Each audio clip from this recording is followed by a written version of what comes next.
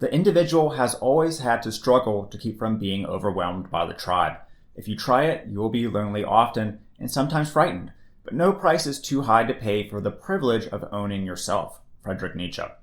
Modern society has become increasingly divided and hostile, especially in the United States where I live. Why this is happening is a complex topic, but one of the core reasons for the increasing polarization could be something called toxic tribalism. Toxic tribalism or toxic neotribalism is our loyalty to one's perceived tribe or social group to the point that they operate out of dogma and cognitive biases instead of facts and truth. A tribe can be defined as a social division in a traditional society consisting of families or communities linked by social, economic, religious, or blood ties with a common culture and dialect, typically having a recognized leader. Rallying around and cheering for a sports team is a type of tribe. Practicing a certain religion or joining a specific political party are types of tribes. Tribalism, then, is defined as behavior and attitudes that stem from strong loyalty to one's own tribe or social group. Anthropologists and evolutionary psychologists believe tribalism is a core part of being human and is needed for a sense of belonging and trust, which I'll detail later. Toxic tribalism, however, is an extreme version of it rooted in cognitive biases and destructive action. At the heart of toxic tribalism are two main parts. Number one, an us versus them mentality. That my group or tribe is fully correct and good in all positions, and there is an opposing group or groups that are fully wrong and evil. Number two, destruction of the opposition. The other groups or tribes are so morally incorrect and dangerous, our tribe needs to take action, perhaps in the form of propaganda, censorship, lawmaking, violence, and more, to impend the other tribe. Now, here are some examples of toxic tribalism today. Modern politics. Democrats versus Republicans in the United States, for instance. Individuals who believe their party is the single voice of truth, and it just so happens that the current leader and positions the party takes at any single time happen to be the objectively correct positions to take. Just think of news channels today like CNN that seldom criticize Democratic policies and opposing channels like Fox News that seldom criticize Republican policies. Racism. Those that believe people of a certain color, race, or ethnicity need to be treated inferior or different than another. Religion. The idea that my religion or interpretation of religion is morally correct and my religious dogmas dictate that I must change or eradicate your beliefs, including through force if necessary. Just think of violence in the Middle East, such as the bloodshed between Sunnis versus Shiites, both branches of the same religion. Capitalists versus communists. Individuals who believe their economic system is the only morally correct one to pursue. Those not in favor are morally wrong and need to be corrected through propaganda, law, or force. So is tribalism an actual thing, and where did it come from? Well, tribalism is just a theory. It stems from studies in anthropology and evolutionary psychology. Researchers believe humans are social animals and ill-equipped to live on their own, so early humans formed tribes to help survive.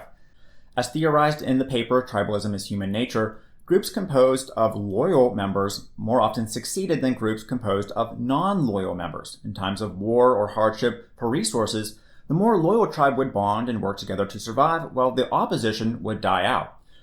Tribal members engage in social bonding to prevent members from joining in other tribes, and may bully a tribe member that won't conform to the politics of the group as detailed in Core Social Dichotomies by Chris Jenkins. Therefore, selective pressures may have sculpted human minds to be tribal, and cognitive biases that push groups to be loyal likely exist in all of us. An interesting study by anthropologist Robin Dunbar found that the size of a primate's brain determined the social group size. He found that most humans can fully understand an average of 150 individuals as fully developed complex people at any time. Other studies have reached similar numbers, suggesting that the human mind is currently wired to thrive in tribes of around 100 to 200 people. However, with the rise of the internet and mass media in the last decade, we live in a large population full of a vast array of opinions and ideas. Perhaps once a person's limit for connection is reached, the human brain resorts to some combination of hierarchical schemes, stereotypes, and other simplified models to understand so many people in the vast array of moral opinions. What happens when we don't become aware of toxic tribalism? Three major issues include war, stagnation, and degeneration. The warfare, when one tribe controls the majority of the power and succumbs to dangerous dogmatic thinking, can result in unimaginable horrors. Just take the Nazi Party and the resulting genocide and destructive war they started. Stagnation, when two tribes of about equal power engage in black and white, all or nothing type thinking, the result is a tug of war with no progress being made on either side. If you're in the USA, just think of the progress, or really lack of progress, that has been made in Congress over the past several years. Outside of executive presidential orders that require no cooperation, little has been accomplished or tried. Degeneration. Instead of skeptically questioning beliefs, testing and examining evidence, and growing as a tribe, toxic tribalism sets in motion a degenerative process. A toxic tribe will begin to push out evidence that conflicts with their core beliefs and become resentful to those that challenge their beliefs and way of thinking. Everyone in the tribe begins to suffer and decay due to a lack of insight and growth. Now again, toxic tribalism is a theory and certainly not the sole reason for the violence and degeneration and polarization we're seeing today in society. But if it does exist in some form, there are drastic consequences for each of us if we choose not to study it, acknowledge it, and work to overcome it today. That's because, unlike our early ancestors, it appears that everyone today loses with toxic tribalism.